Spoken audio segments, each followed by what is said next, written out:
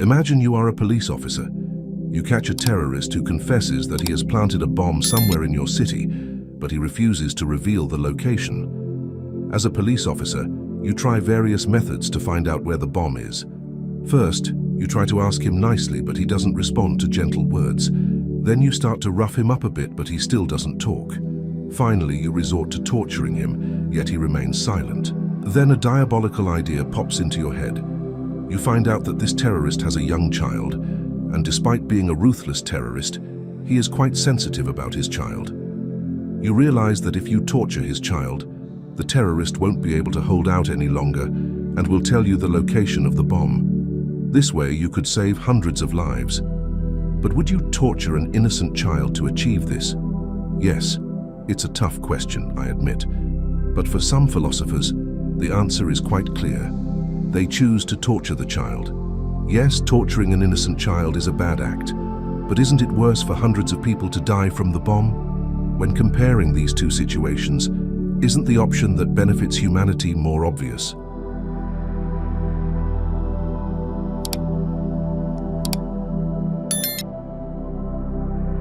For philosophers who ask these kinds of questions, torturing the child, no matter how contrary it is to their moral understanding, is a more beneficial act for humanity. This view they advocate is called utilitarian ethics. Utilitarian ethics is based on two main principles. The first is, if the majority benefits, there is no harm in a few people suffering. To better understand this rule, I'll need to give an example from a well-known figure in popular culture, Batman. Yes, I talk about Batman a lot on this channel because I like him, and his story has significant philosophical depth. However, the philosophers who advocate for utilitarian ethics would probably hate Batman. Why does a hero like Batman, who is devoted to doing good, contradict utilitarian ethics? Because Batman never kills. Don't get me wrong, utilitarian ethics doesn't advocate killing, but if killing someone will save other people's lives, then it should be done according to this philosophy. Batman, by not killing the Joker, appears to contradict his principles. But the Joker's death would be very beneficial to people. Let's admit it, all the people the Joker killed, the traumas he caused, and the chaos he created, all of these would not have happened if Batman had killed the Joker. So the question arises, does Batman bear no responsibility for these bad events? By sparing the Joker's life, isn't Batman somewhat allowing these bad events to occur? Batman has had countless opportunities to kill the Joker, but he has never considered doing it. Maybe the Batman movies haven't addressed this utilitarian perspective, but in the comics, we see Batman realizing something. No more!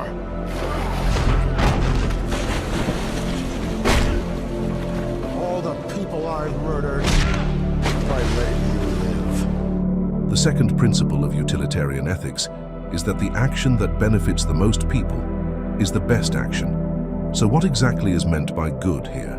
According to utilitarian ethics, the definition of good is clear. Good means happiness. Actions that produce happiness are right, and those that produce unhappiness are wrong. One of the representatives of this philosophy, John Stuart Mill, asks, so what is happiness?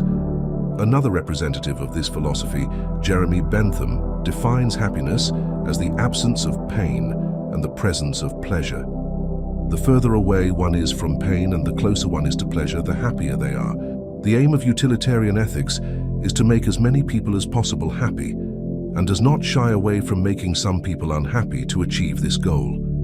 Now, let's take a critical look at this philosophy. Is happiness really the absence of pain and the presence of pleasure? For instance, according to Dostoevsky, this definition is not accurate. Dostoevsky, who says, "The sweetest joys are hidden in pain," connects the concepts of pain and pleasure instead of evaluating them as opposites. Even if we experience unlimited pleasure and completely eliminate pain, he argues that people wouldn't always be happy and that there's a part of us that finds joy in suffering. Another criticism of this philosophy is that it is quite difficult to apply in real life. Returning to the example at the beginning of the video, would those who choose to torture the child still make that choice if faced with such a scenario in real life? In such a situation, although it seems logical to choose to torture the child, Let's be honest. We humans usually act with our emotions rather than our intellect and reason. I hope you enjoyed the video. Please don't forget to subscribe and turn on notifications so you can be notified instantly when new videos are uploaded. Additionally, you can contribute to the development of our channel by sharing your comments and feedback with us. If you liked our videos, you can help us reach more people by sharing them on your social media accounts. Thank you very much in advance for your support.